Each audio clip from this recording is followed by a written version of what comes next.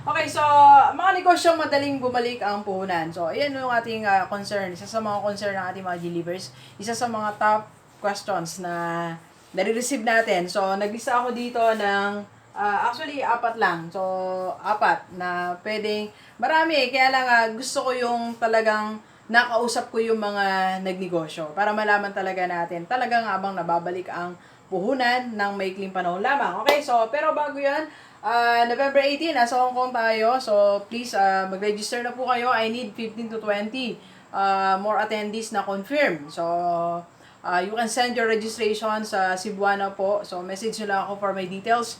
So, para ma-confirm ko na ang aking flight at yung aking hotel, makapagpabook na po ako. Baka po wala akong tulugan dyan at makatulog pa ako sa inyo. So, magkakaroon tayo ng mga coaching dyan, then selfie-selfie tayo.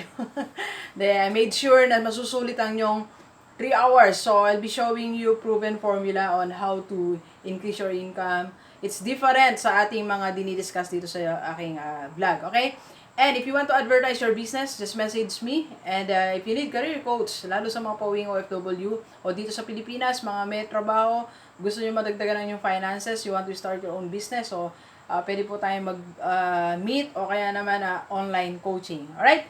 So, mga negosyo, madaling bumalik ang puhunan. Okay, so eto, base sa ating mga ano kanina, hindi lang kanina, kahapon, interview. So, ang una-una sa atin ay yung car wash. Alright? So, base sa may-ari ng car wash, in 1 month, balik ang 25,000 pesos mo. 25,000 puunan mo sa car wash. Okay? 1 month, kayang ibalik. Alright?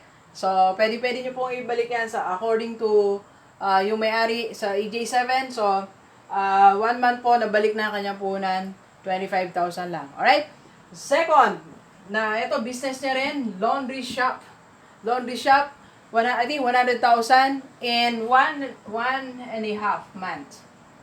Ang 100K mo, balik ang puhunan.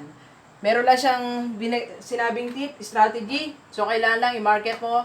Nag-house-house sila because you have to educate people na papalitan mo kasi yung system from, di ba, nagpapalaba. Like kami, nagpapalaba kami, may nagpupunta dito isang tao, palaba. Kasi yan yung kultura natin, di ba? Lalo sa mga nasa probinsya.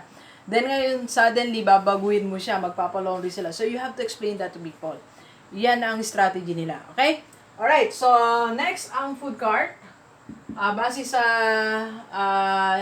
vlog natin sa food cart ay, I think in 2 months, so, kayang ibalik ang yung 17,000.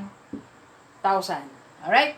And, pang-apat naman, ayan, so, MJ7, ito, garantisado, mababalik ang yung puhunan.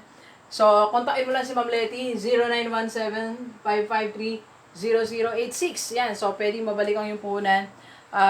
Be the first dealer sa yung province. So, ipag-usap ko sa kanya kung paano, at I think, kung masipag ka lang, mag-post sa FB mo, simple lang may gagawin, mag-post ka lang sa FB mo, you help people, explain it, ang concept, then kikita ka ng pera, mababawi mo agad. I think in less than a month, kaya mong mabawi yung puhunan mo sa MJ7, turmeric, and ginger. Yan o, food supplement. Yan.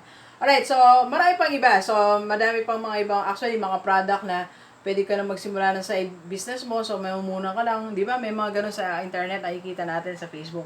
So, in other words, there are many businesses na madaling mabalik ang yung puhunan. Okay? So, pwede ka magsimula dyan. Mga OFW, mga kababayan natin dito sa Pilipinas, sa Malaga, simulan mo na ang yung negosyo. Alright, so please share this video sa mga kaibigan natin para sama-sama tayong mabago at umunlad ang ating buhay. Alright, so thank you very much, Gilivers. Enjoy the rest of the day. Yan. Let's go, let's go.